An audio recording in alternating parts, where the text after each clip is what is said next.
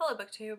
So this video is kind of going to be a downer. It's going to be a review of the young adult novel Of Fire and Stars by Audrey Coulthrust, which I heard about a few months ago before it came out on another booktuber's channel, and when she described it as a fantasy princess tale with magic and lesbians, I was like, ooh, yes, hooray, that sounds delightful. All the things that I love.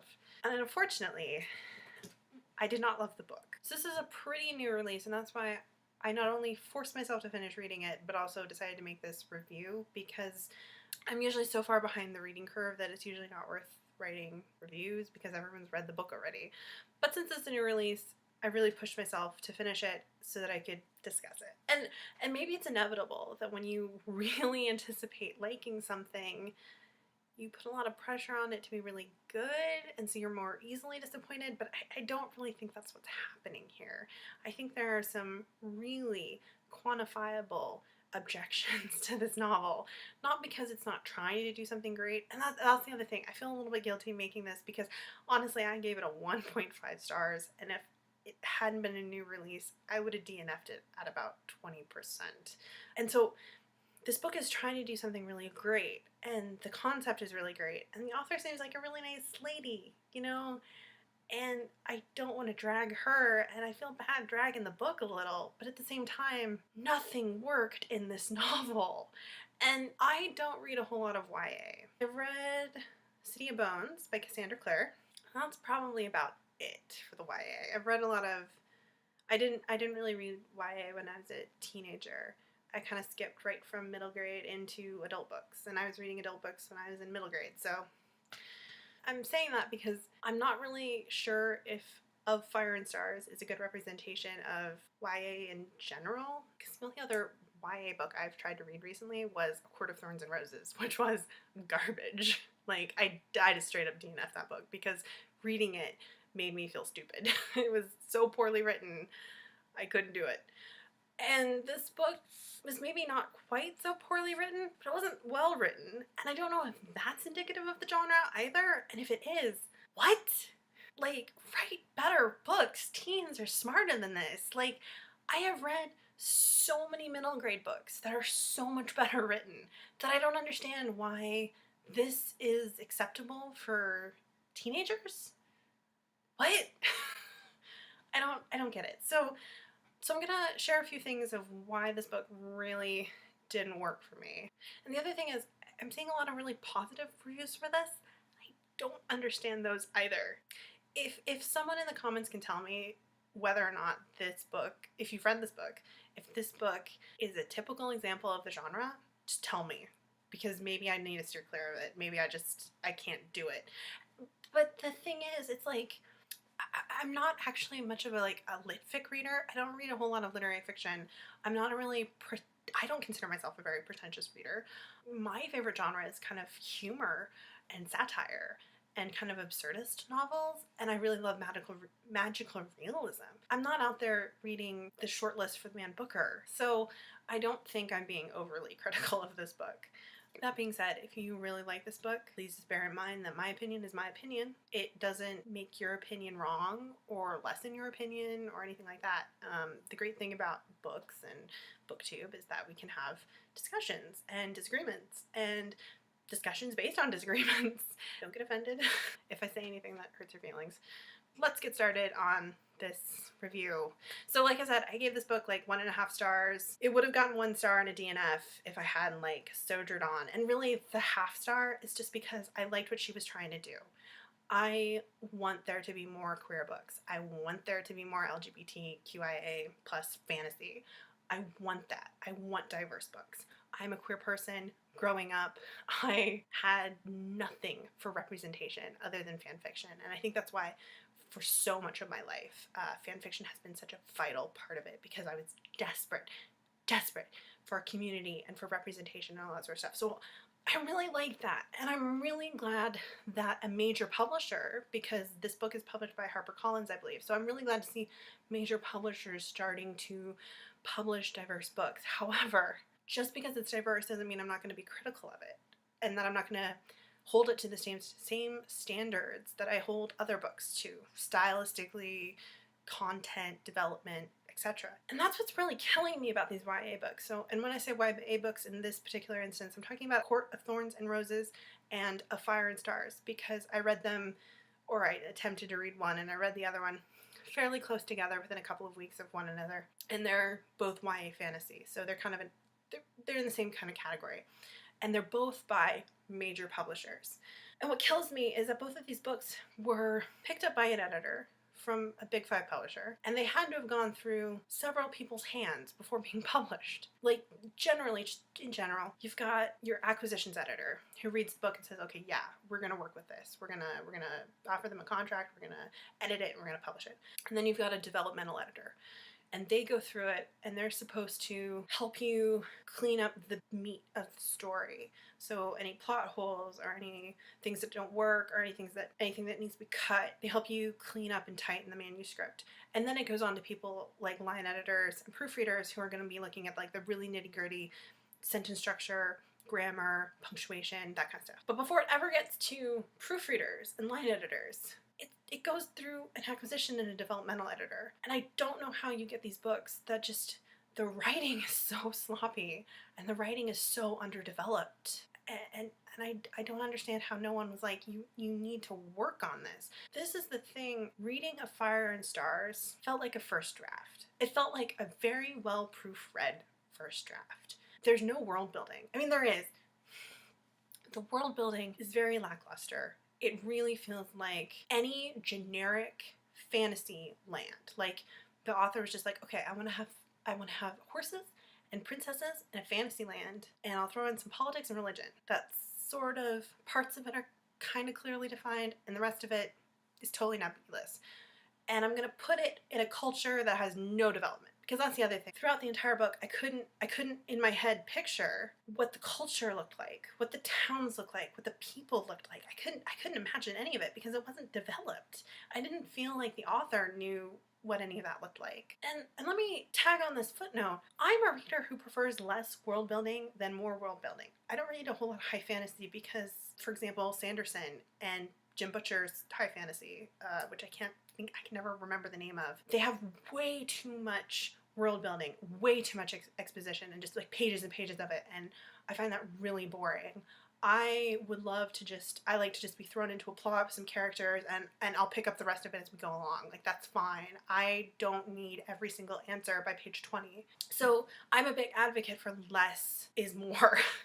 And so when I'm saying there's not enough world building in this, to me it feels like, wow, there is a real lack of world building in this. Then, when your world doesn't feel real, I think you're going to run into just a ton of other problems. So basically there's 2 plots in this book. Ostensibly, the story starts out with this princess named Denna coming to this neighboring kingdom to marry the son who she has been betrothed to for 10 years. And he has a sister who's kind of the renegade princess of their kingdom. And eventually the 2 women develop a relationship with one another. So that's one plot. Then there's this whole political plot, which I read the book in December, and the plot was so unmemorable. I just know it was a conspiracy, and you could tell who it was from very early on. But it was confusing because it didn't really feel like the author really solidly understood what that plot was. It felt like she kind of felt it out and then sort of mushed it all together at the end to make it work. And here's one of the things, is the selling point of this book is that it's a lesbian princess romance. It's not that it's political intrigue. And so the fact that the bulk of the book was spent on the political intrigue and not the romance was the first problem. Because the political intrigue was boring, kind of confusing, and it was about a world that was so undeveloped. No one cared, and it was boring on top of that. It was just dull. And it took time away from developing a relationship between the 2, which is the selling point. So it felt like the focus was completely off for the story. And then it was just further bogged down by boring writing and boring plot elements. So you've got this unfleshed out, undeveloped fantasy land. And you've got a really unfocused plot that suffers from being boring. And then You throw in an entire secondary cast of characters. That's fucking stupid. Like, excuse my language, or don't, but everyone is dumb as bag of hammers. And their actions and their decisions don't make sense. Maybe one of the problems with me reading this book is that I read it right after watching an extremely long BBC documentary on the British monarchy, tracing kind of the role the monarchy had from Tudor England to the crowning of Elizabeth II, and watching how the role the monarchy had changed over that span of time. But here's the thing, like, I don't think having more knowledge should hurt your reading of a fantasy book, but it did, because the culture was so underdeveloped in this book that I had no contextual basis for judging the royalty in the novel. So I had to kind of examine the royalty based on my understanding of like Western European monarchy in general. And the way the royalty acts and the way the royalty is treated in this novel makes no sense. Because you have like these guards who are almost threatening to assault the princess of the kingdom at various points. And they threaten her, and they mock her, and they, all this sort of stuff. Like, she's a weird relationship with them. And it's like, dude, you're a fucking princess. You're fucking royalty. Why are you letting these guardsmen push you around? What? It doesn't make sense. And then you have all these characters just making really dumb decisions. For the first quarter of the book, every secondary character falls all over themselves to regurgitate information to Denna. And then they spend the second half of the novel not listening to anything. They act in ways that are meant to suit the plot and to present obstacles to the characters, but they don't act in a way that is either natural or makes sense. And it's just painful to read. Okay, so we've touched on world building, plot, secondary characters. Let's talk about the main characters, who I wanted to like.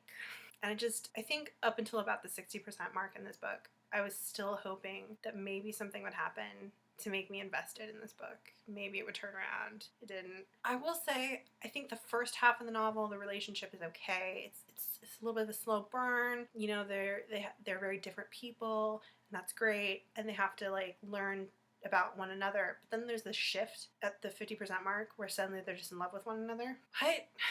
And at that point I was just like, well, I don't believe it. You haven't presented anything that makes me believe it. So now I really just don't care. And this was the last element that I was hoping to care about. And so that was just really depressing and really disappointing. And I definitely would have DNF'd, just like wholesale DNF'd around 60% mark. But I wanted to do this review and I wanted to have like a full understanding of the whole book. And then we got to the end. So you got this plot that's boring and not well developed, and these characters who dumb and not well developed. And then you have this nebulously defined magic system that started out okay, then really wasn't developed at all. And then of course the villain was extremely obvious, so like you knew that was going to happen. But then the villain, who up until that point had been the only semi-intelligent character, but then he makes this hugely stupid chain of decisions right at the end that leads into the climactic scene. And the climactic scene brings in the magic element, but in a way that had no foreshadowing and no real development. It was very much kind of I don't think technically it's a Deus Ex Machina because it wasn't outside intervention, but it was definitely a left field, like, oh, I just have to wrap this up, so I'm going to throw a ton of magical power at it and like win. So it was a very unsatisfying ending to an overall unsatisfying book. And I'm really sad because I wanted it to be really great. And the thing about it is like, I want people to write more books like this, but do it better.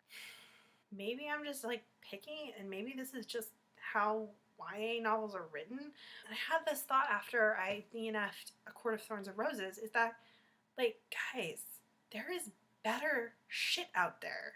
Like, you don't have to read this garbage. Like, these tropes, these kinds of characters, these kinds of plots, this kind of fantasy land, they exist in other books, and they are much better written. Go find those instead. I don't know. I'm sad. I'm really sad. And I'm also confused. I'm really confused how this quality of a manuscript got published. Because it needs work. Honestly, it needs a writing critique group. That's what it needs. So there are some of my unhappy thoughts about A Fire and Stars. Thanks for watching. I don't know, this is such like a ranty downer video, but it's good to have dissenting voices because I know I'm not the only person who feels like this. And so sometimes if all you see is a bunch of people raving over something, it can feel really like, you start to feel like, is there something wrong with me that I didn't like this and everyone else did? Like, no, we're here. We didn't like it either. Unfortunately, queer people, write more books and write better books. It's my challenge to you. See ya.